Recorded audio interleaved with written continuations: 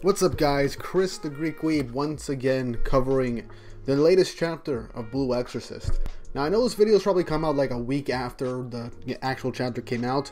That's because I've actually been doing a lot of work behind the scenes on some other videos that will be coming out over the coming weeks.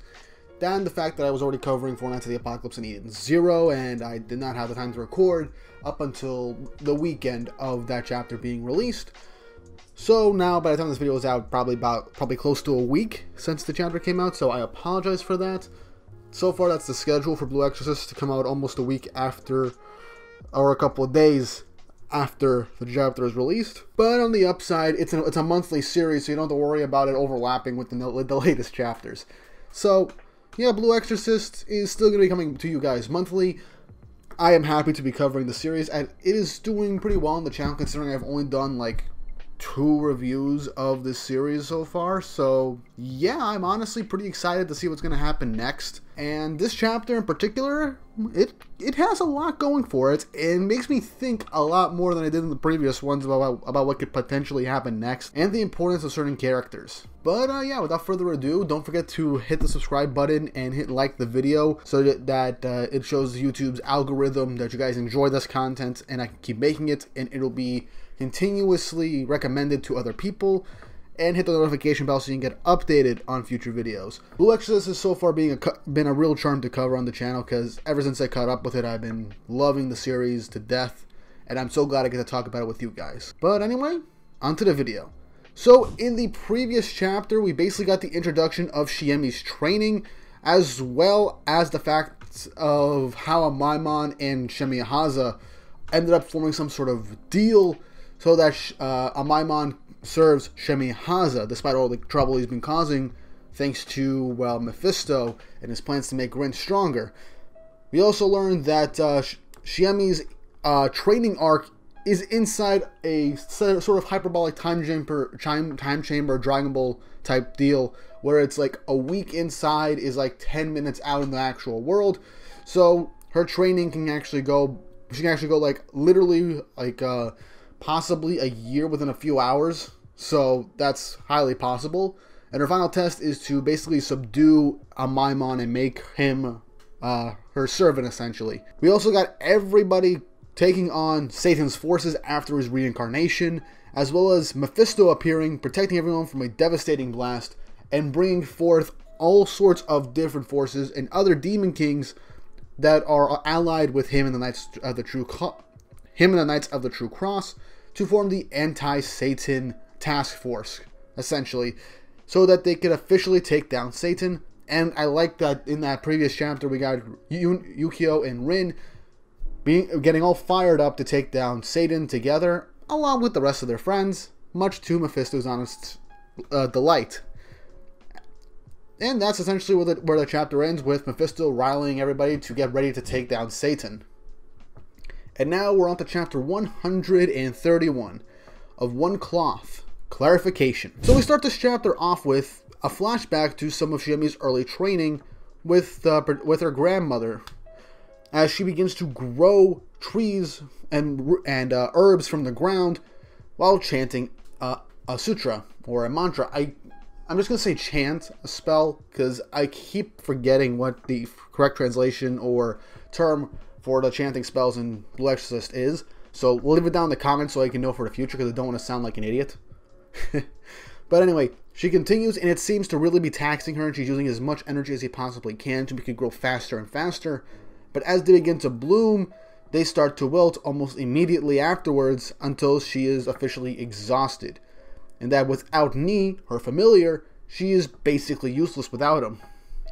Her grandmother then goes on to clarify how familiars work in greater detail than what we currently know, and that familiars draw upon the user's spirit, and their abilities are linked to the user. So the stronger the user, the stronger the abilities of the familiar, possibly even surpassing it due to the addition of the user's powers.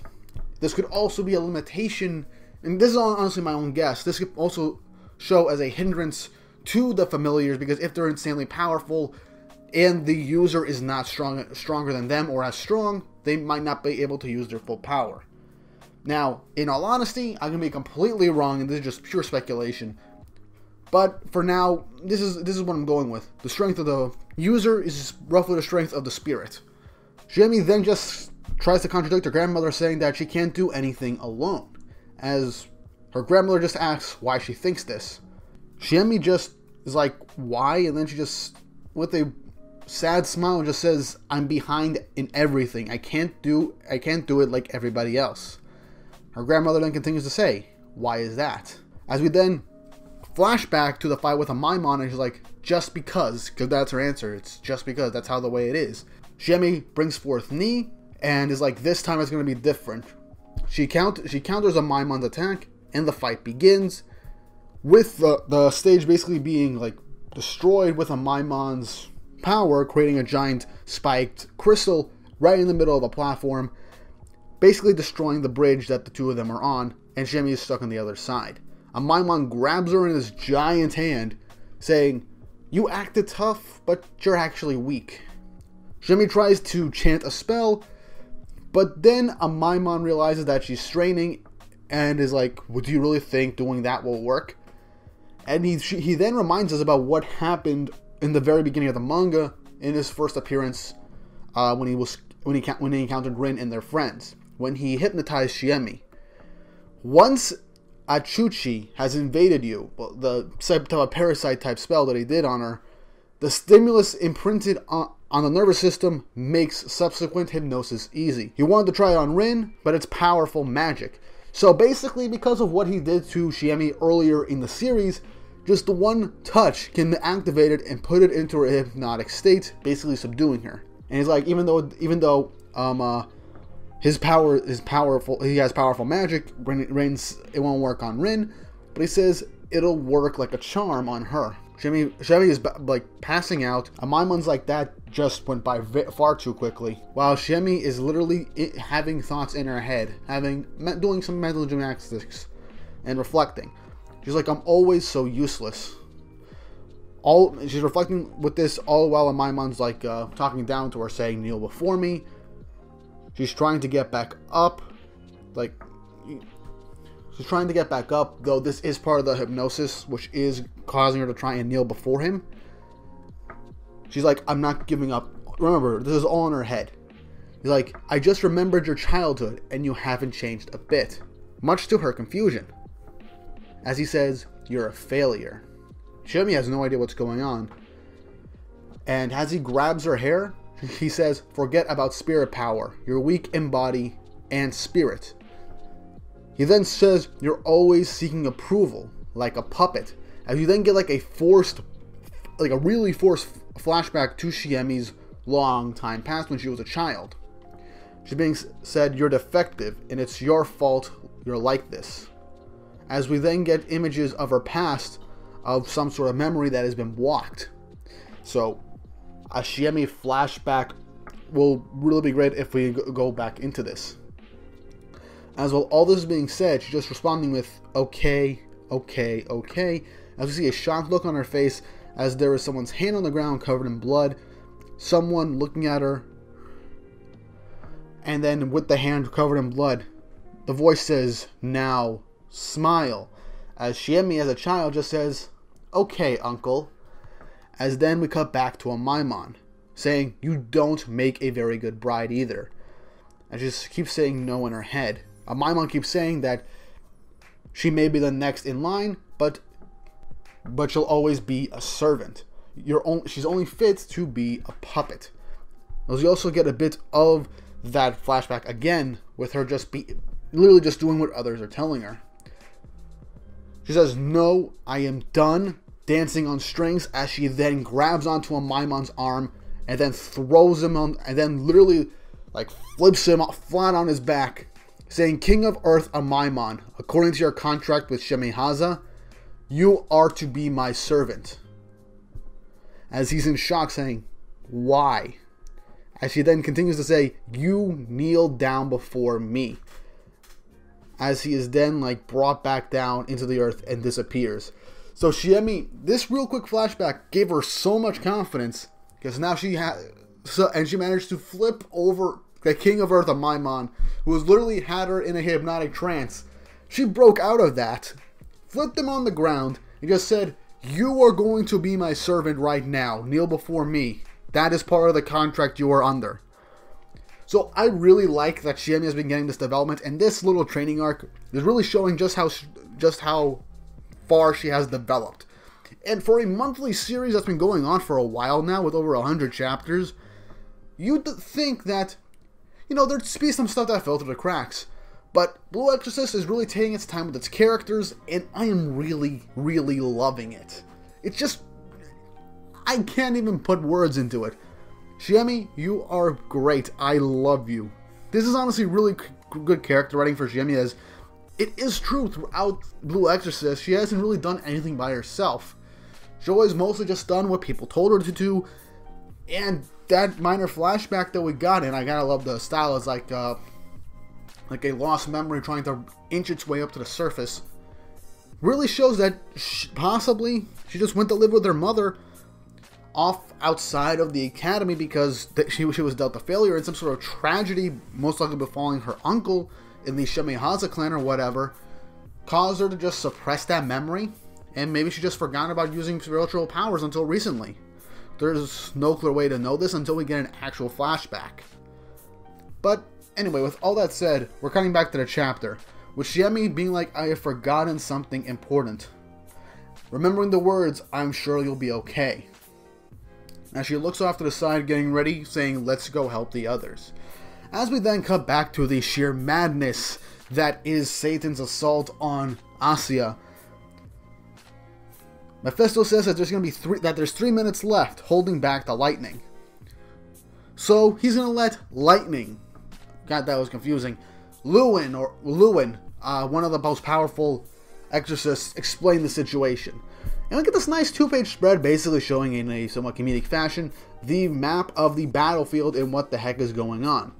As we see Satan's forces and our forces and Shiemi creating the barrier. Lightning goes on to explain that in order for the anti-Satan elite force to attack, they need the Water Battalion to take on Iblis and her fire, the Earth Battalion to combat Agan and water, and the Fire Battalion to take on Astaroth and Rot. That way they can open the path so they can charge in a disorganized... So they can charge while the enemy is in a disorganized horde, so that they can prepare for a confused fight.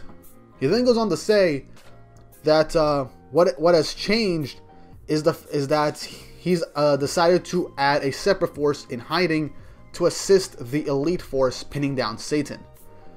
And for the support, there will be a small platoon around Igor Neus.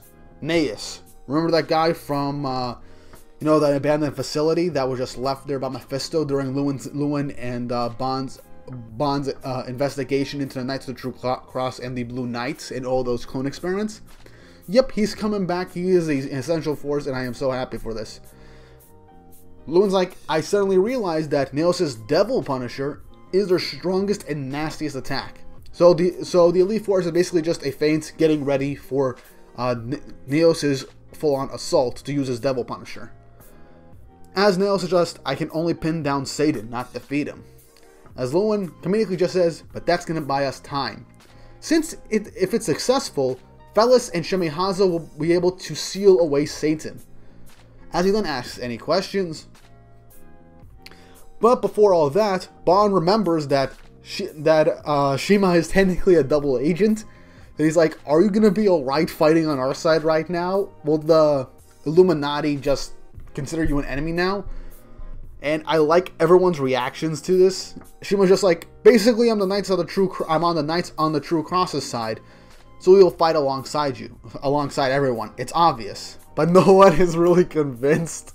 I mean, throughout this entire series, since the Illuminati was introduced, like, Shima's just been one weird wild card. We know he's been a double agent for the Knights of the True Cross, but he's had to do so many shifty things to the point where, like, is he really on our side, or is he just doing this because he thinks it's fun?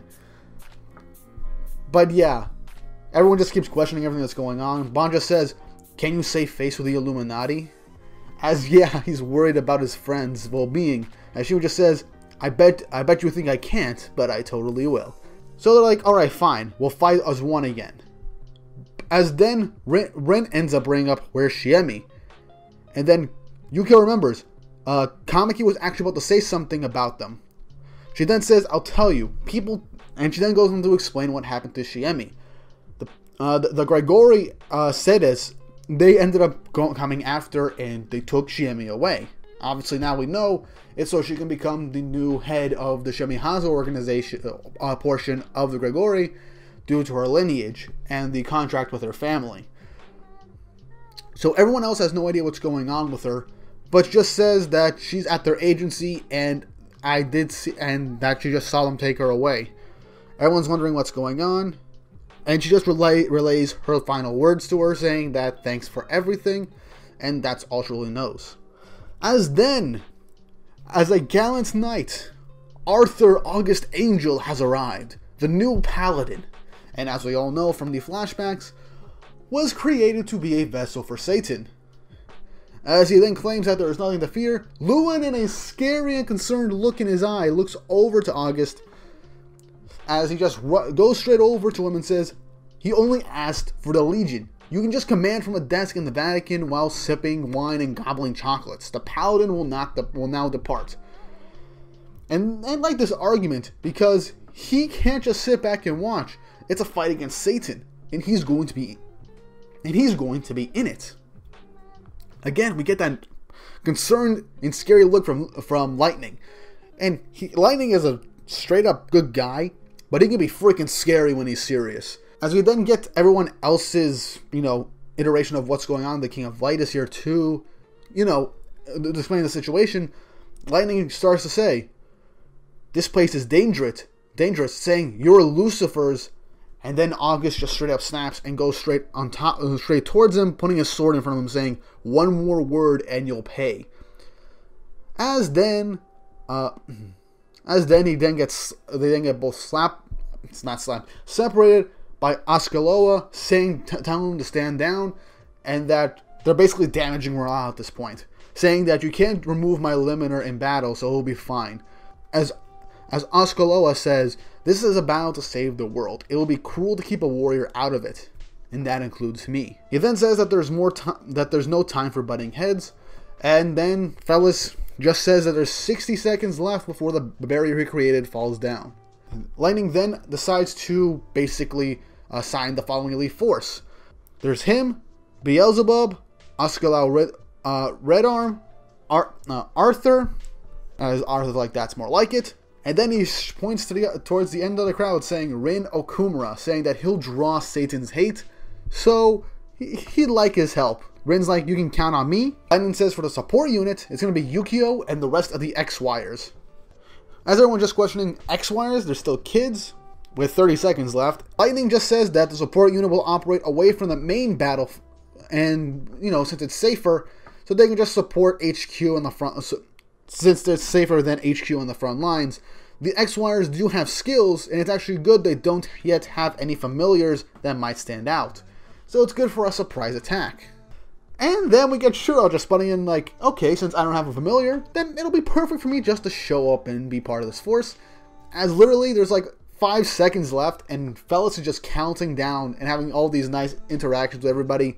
I don't mind serving under you, stuff like that. As then Yukio just says, please let me do it. I'll do it.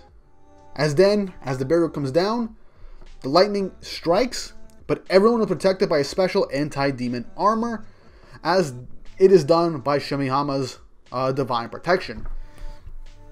Now look, with the hyperbolic time chamber type shenanigans that is being done with Shemihaza and Shiemi's training, I firmly believe that all this interactions with Amaimon and the final completion of her training happened right before Mephisto's arrival with the anti-Satan elite force, so it's highly possible that since Shiemi was supposed to be the new Shemihaza for the Grigori, this is very well possibly Shiemi right here on the battlefield, since she has a new resolve to take on, Satan and help everybody.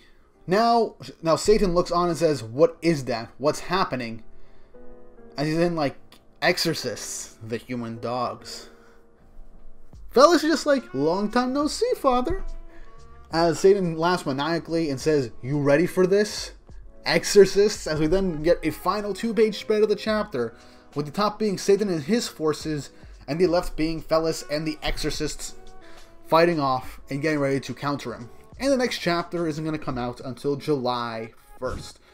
And man, what a chapter. We got a lot to think about, whether it be Shiemi's possible tragic backstory that I do feel like we're going to end up seeing somewhere down the road in this arc, because this arc is going to be pretty long, and this might not even be the final arc, because as far as I know, there is no real confirmation that this is the final arc.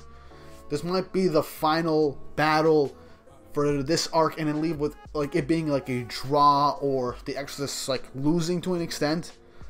We're not sure yet, but a lot of stuff has been going on, and I'm just excited because this is like flat out all out war. And I am really happy that this is a monthly series, because this gives the creator enough time to draw out the panels that she needs, as well as basically make it feel like we're reading like 2 to 3 chapters like at once. I hate the 1 month wait, but it's worth it for the creator to get enough time to plan out the chapter, draw it out, and submit it, and possibly get a bit of a break between starting the next one. But yeah, Blue Exorcist is doing really great. I am loving this arc so far. I've been loving every arc of Blue Exorcist since I started catching up, and I cannot say that this arc does not compete. It does really well, and I am looking forward to its possible conclusion, which probably won't happen for a while. For all we know, this arc will probably end 2020 this year. It might end this year, or it might just continue on to 2022. But yeah, with all that said and done, I'm glad you guys liked this video. What do you think is going to happen next? Do you think Shiemi Haza is in fact Shiemi after getting out of her mini training arc? Do you think we'll get Shiemi's flashback some point in the future, whether it be in this arc or the next one, to explain how she is supposed to be next in line? Or do you think we're just going to stick with that flashback and maybe just mention in passing in a single chapter? Leave a comment down below on what you think is going to happen next.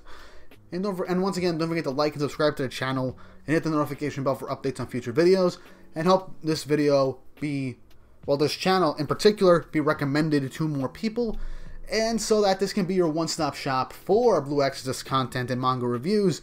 I look forward to making actual Blue Exorcist videos outside of the manga chapter reviews at some point in the future. This is no guarantee, but I do want to do Blue Exorcist type videos in the future. So for now, please support these reviews. And with all that said and done, hope you all have an awesome day.